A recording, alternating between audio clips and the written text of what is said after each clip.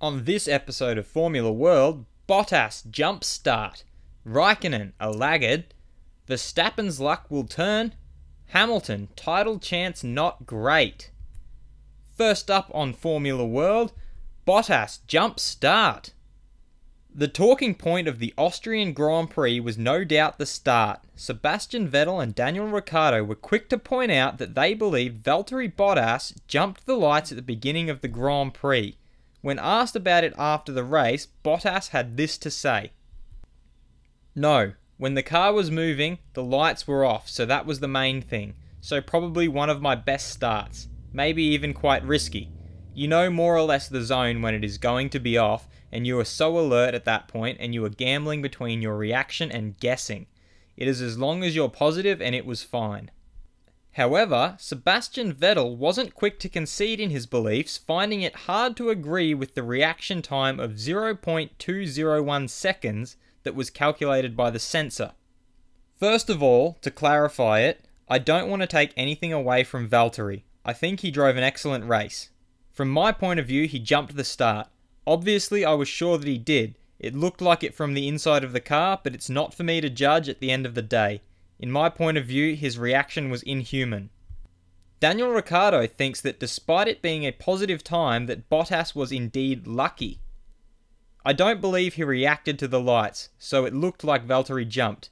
So yeah, in the end he didn't jump because his reaction time was positive, but for sure he got a bit lucky.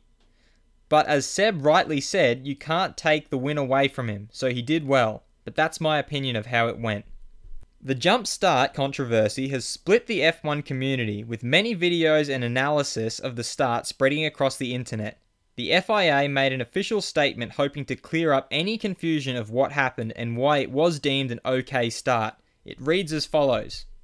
The jump start system judges whether a car has moved a preset, very small distance between the point at which the last red light comes on and at the point at which the lights go out. We have found that need to allow for some very small movement, as drivers sometimes need to make clutch adjustments in preparation for the start. This system, which is dependent on the official timing provided by Formula 1, has been in operation for some 20 years and has proved extremely reliable in that time. In today's instance, Valtteri Bottas did not exceed this very small limit before the start was given. Simply put, he made an exceptionally accurate and fortuitous judgment call, anticipating the moment the lights went out with great precision. Any movement prior to the moment the lights went out was within the tolerances allowed. Raikkonen a laggard.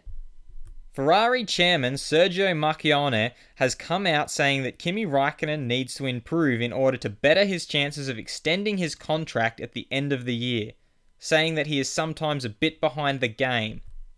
I think Kimi has got to show a higher level of commitment to the process. There are days when I think he's a bit of a laggard, but we'll see. I am going to talk to him today. We'll see what happens. I am happy with what Sebastian is doing, just in case anyone is wondering. Raikkonen responded to the claims in the manner we expect from the Iceman, bluntly and as a matter of fact. Obviously, I want to do well. I can only do the best that I can. It's not like I'm not trying. Unfortunately, it's not been very straightforward sometimes, but that's part of F1. We keep pushing and I'm sure things will get better. Verstappen's luck will turn. As if Max Verstappen's season could get any worse. This is the 5th retirement in the last 7 races for Verstappen, with his race ending before making it through the first corner. His race came to an early conclusion due to an issue with the clutch, compounded by being struck driving around the outside of turn 1. After the race, Max commented on what happened. "I already felt in the formation lap that it was not fantastic, and in the actual start I got a failure, so I got anti-stall, and then on the run up to turn 1 it didn't feel great. I tried to stay out of trouble, to go wide, and I got hit on the rear tyre. Because of that, the clutch over-engaged and it basically broke the bearing in the clutch, so I had no drive anymore. Of course I'm very disappointed for the fans. They were the best crowd I've seen so far, and I couldn't even do a start or 1 corner for them, never mind 71 laps. I don't know what to say really." Verstappen's team boss at Red Bull, Christian Horner, admits that his poor run is through no fault of his own and that his luck will turn. We sit down and talk about these things. It's nothing he's done wrong, so he can take real solace from that. It's all part of his trajectory and learning curve. He's 19 years of age, he's had a few rough races. That will turn. It's exciting how much talent this young guy has got, and he'll suddenly put a run of 3 races together where everything will go his way. Sometimes in sport, that's the way things happen. Hamilton, title chance not great. Lewis Hamilton admittedly came into Austria not feeling as sprightly as his usual self. With Vettel finishing second and Hamilton managing 4th place, Vettel extends his lead over Hamilton to 20 points, while his teammate Bottas closes in at the other end just 15 points behind. Looking ahead, Hamilton doesn't believe he has a good chance of winning this year's title. I don't have a crystal ball, but it doesn't look great. There is a long way to go. The bigger the gap gets, the more pressure builds. 20 points behind is 20 points behind. It's not great, but it could be 30-something today. It makes a difference, but it is not the end of the world. I got the best points I could. Mercedes boss Toto Wolff tried consoling Hamilton, explaining that the result allowed for good damage protection. For Lewis, it was actually the best outcome that Valtteri wins this race rather than Sebastian. It was important for him to take the points home, even if for him it feels like a loss today.